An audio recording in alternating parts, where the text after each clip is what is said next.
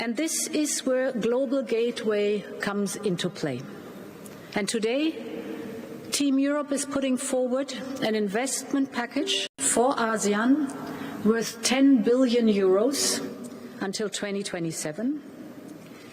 If we want to link our zones of growth, we need to upgrade our economies, upgrade clean energy, the digital infrastructure, from wind farms to solar power plants. We will support the integration of electricity infrastructure and electricity markets in ASEAN, and we will invest in trusted and secure digital submarine connections. We will cooperate on research and on academic exchange programs. And we will strengthen together the response systems for pandemic preparedness in ASEAN. So there's a lot of good work ahead of us for both Europe and Southeast Asia. Once again, a very warm welcome to Brussels.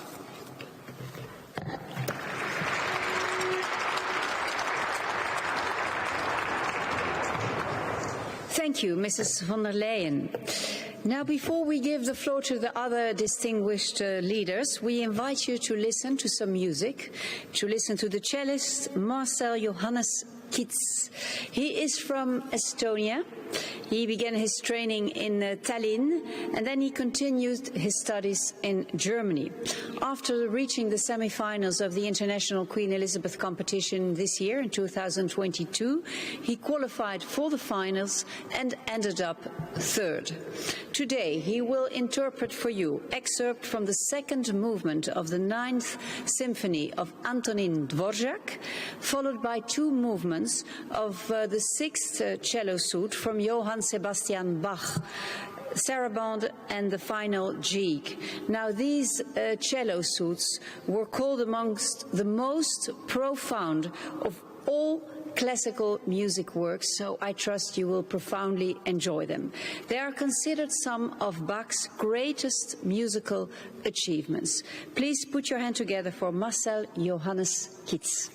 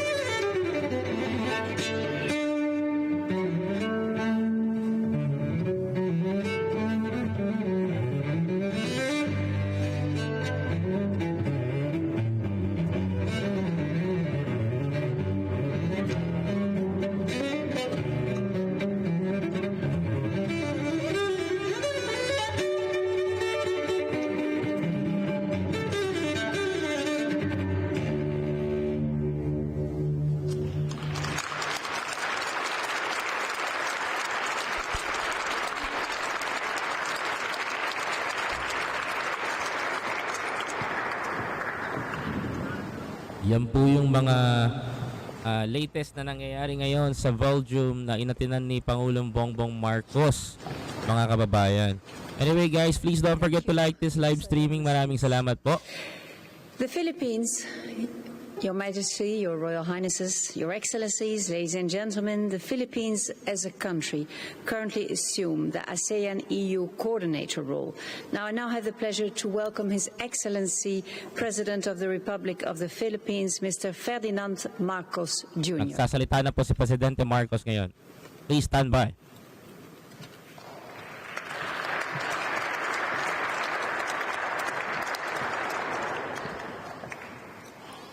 Your Majesty, Your Excellencies, President Michel, EU Commission President Ursula. Palig po ako mga kababayan ko. Maraming salamat. Distinguished guests, ladies and gentlemen. After 45 years of enduring partnership, there is still much that can be achieved between the two organizations that we had. Given the breadth of potential cooperation between our regions and countries, I would like to enumerate 3 priorities. 1, I look forward to closer maritime cooperation between our blocs based on the intersection of priority areas between the ASEAN outlook on the Indo-Pacific and the EU strategy for cooperation in the Indo-Pacific, underpinned by ASEAN centrality. Beyond declaring respect and support for UNCLOS as a legal framework that governs all activities in the oceans and seas, we need to see an effective application of the UNCLOS to address the maritime disputes and geopolitical rivalry in the Indo-Pacific to truly realize the still distant aspiration for the Indo-Pacific to become a sea of peace and prosperity for us all. 2, I look forward to closer economic cooperation, both on our bilateral and bloc-to-bloc relations. At this time of economic recovery from the ravages caused by the pandemic and the current threats on the supply chain, I hope to see the proposed Philippine-EU Free Trade Agreement move beyond scoping negotiations soon. With the entry into force of the Regional Comprehensive Economic Partnership amongst Asia-Pacific countries, the European Union misses out on the benefit of having a similar agreement with ASEAN. We encourage the EU to calibrate the scope and coverage of its proposed FTA to what is currently possible for ASEAN to collectively agree on, so we can make concrete progress on the negotiations on the ASEAN-EU FTA. Likewise, I look forward to closer cooperation and to the continued implementation of the PH-EU Partnership Cooperation Agreement for the benefit of our peoples. And third, the world must get together to fight the effects of climate change and to ensure sustainable development. Climate change threatens to radically transform for the worse many vulnerable ASEAN landscapes. It is a race against time to conserve and prevent habitat and biodiversity loss The ASEAN Center for Biodiversity, which is based in the Philippines and manages the preservation of all 51 ASEAN heritage parks dotted all over the region, which represents ASEAN's diverse ecosystems, needs as much support as it can get. I encourage the EU and its member states to continue extending cooperation activities and support for the ACB. We are currently losing huge chunks of our natural resources at a rate difficult to repair and impossible to replenish in our lifetime. The ACB's work is vital in preserving and growing ASEAN's rich national heritage, which serves as a main pillar of our culture and our economy. As coordinator of the ASEAN-EU Dialogue and Green Tech and Innovation Mapping until 2024, the Philippines will vigorously pursue collaboration and coordination with the EU to meet the dialogue's aim of facilitating green technology transfer and cooperation between our regions. At the bilateral level, I express my appreciation for the launch earlier this year of the EU-funded National Copernicus Capacity Support Action Program for the Philippines, which will help us develop and apply space technologies to increase our resilience to natural disasters and climate change. There is no problem like climate change that is so global in nature that it requires immediate and united effort. We need to act now. We need to act together. We need to get it right. Thank you and good afternoon.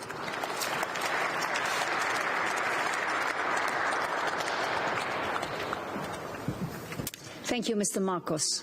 The Council of the European Union has a rotating presidency. The current holder of this presidency of the Council is the Czech Republic. So please, your attention for His Excellency Prime Minister, Mr. Petr Fiala.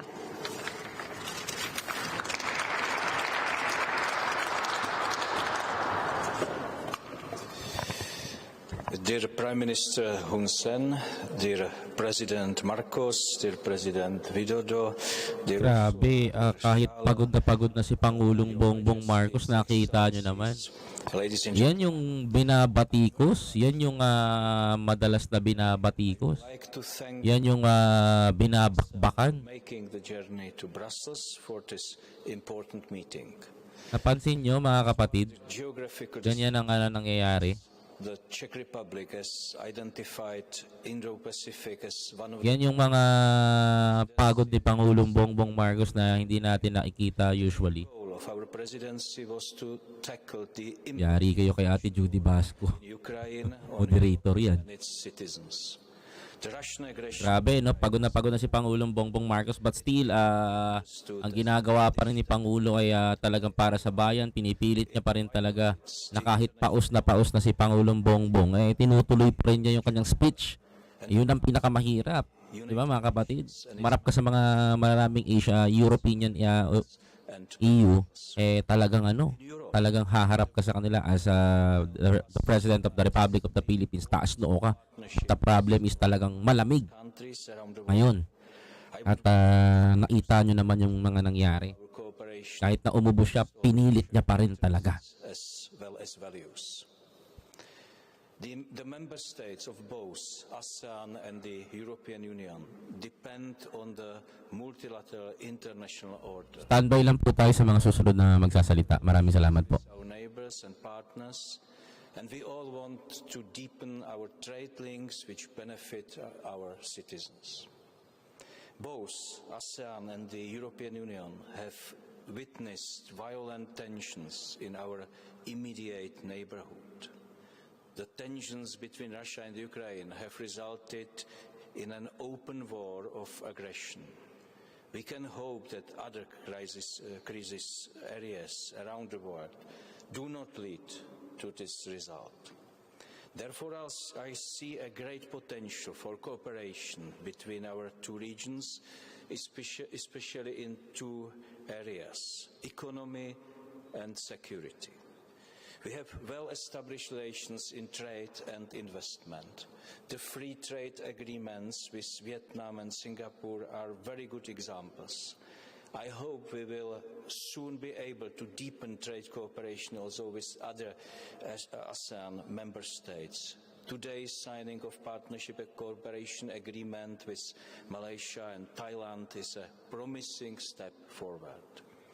The Czech presidency worked over the last semester to boost our exchange also on the other fields like environmental protection, cybersecurity or disaster risk management. On security, our priority has been to strengthen the resilience of the Indo-Pacific in various dimensions: human security, energy security or security of supply chains. The COVID-19 and the following global shortages were an eye-opener.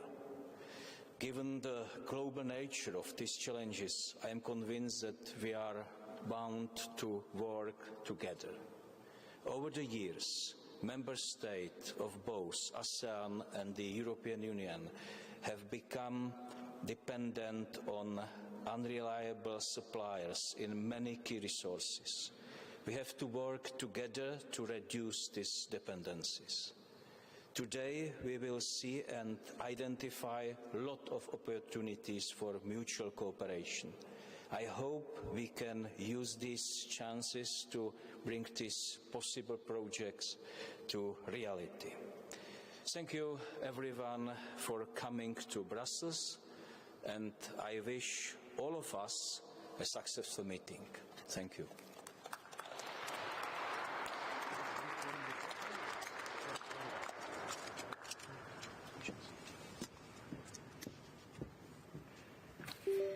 Thank you, Mr. Fiala. Now, during the closing ceremony of the ASEAN summit in Phnom Penh, Mr. Hun Sen passed on to the President of Indonesia a gavel or a hammer, if you want. This was a symbolic gesture, of course, in view of Indonesia taking over officially the presidency in 2023. So I now invite His Excellency, the President of Indonesia, to speak to you, Mr. Joko Widodo.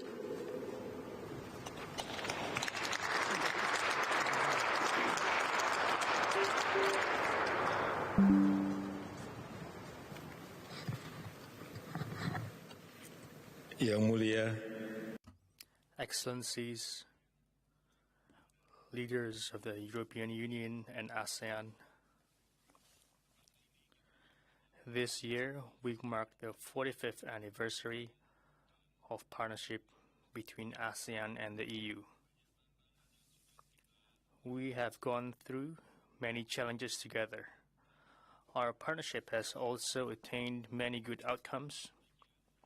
However, I have to say that our partnership is not all smooth sailing. Many differences that we must address. Thus, if we want to build a better partnership must be based on equality. There must be no imposition of views. There must not be one who dictates over the other and thinks that my standard is better than yours. Distinguished leaders, for decades, Southeast Asia has become the economic powerhouse. All projections point to Southeast Asia as the epicentrum of growth. Therefore, partnership with ASEAN is a beneficial one. In September this year, the EU-ASEAN Business Council issued the survey's result on business perception in ASEAN. 63% respondents see ASEAN as the region with the best economic opportunity. 69% respondents expect ASEAN markets to become more important in terms of worldwide revenues over the next 2 years. And 97% respondents want the EU to accelerate FTA negotiations with ASEAN and its members. Let us build an equal and mutually beneficial partnership. From the pandemic and multidimensional crisis we are facing, we learn important lessons. That to grow and to prosper together is the only option. We must not only advance together, but also must progress equally. Let us shape a better future together. Thank you.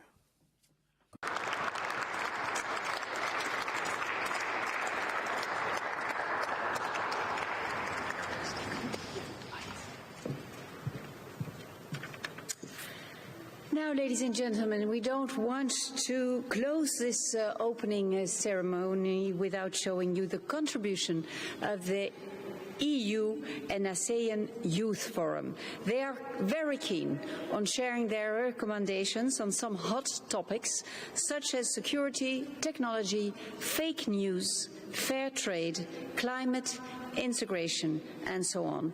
It is, if you want to see it that way, an invitation to take action. How do they see the creation of a better world? Now let's hear what they have to say to you. President of the European Council, Charles Michel, ASEAN Chair Prime Minister Hun Sen, Your Excellencies and distinguished guests.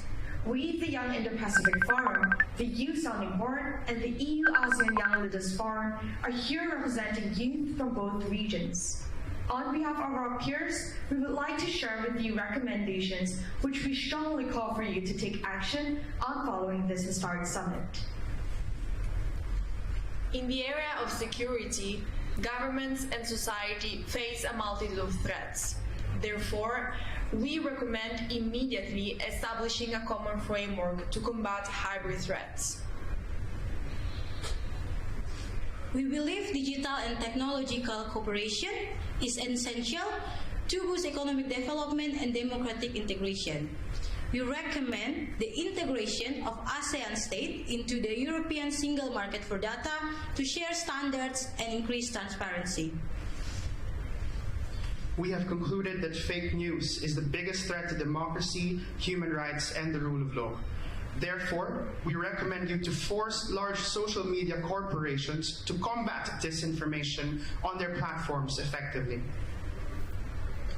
Regarding trade, we need to move past a purely business perspective and include values and common ideas to tackle future challenges. Therefore, we recommend more continuous dialogue through a value-sounding board to ensure fair trade for all.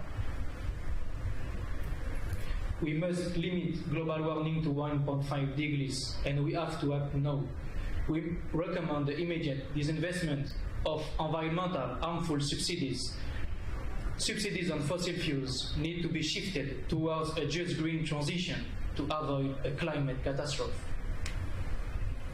The space to create these recommendations was made possible with the amazing support of the Asia-Europe Foundation and Konrad Adenauer Stiftung as partners of the Young Indo-Pacific Forum, and DG INPA as initiators of the Youth Sounding Board and the EU-ASEAN Young Leaders Forum. We call upon you to make space for youth in decision-making, to take action based on our input. Let's move past tokenism and youth washing towards meaningful youth engagement in all areas. We strongly support Commissioner Upalainen's idea to include a youth representative in each delegation at EU-ASEAN summits.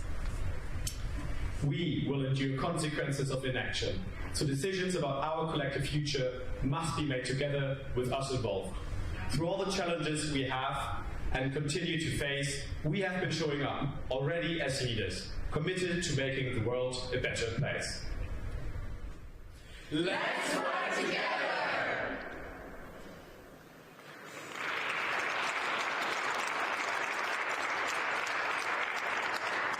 Yes, indeed. Let's work together. Clear language and good recommendations. Now, we have come to the end of the official opening ceremony. I wish you an inspiring and a successful summit. Please, I would like, before I can see already you wanting to stand up, I would like to ask the delegations to stay seated for the moment. It will not take a long time. And I would ask the leaders to stand up come forward, because we would like to take a family picture here in front. It will not take long, and after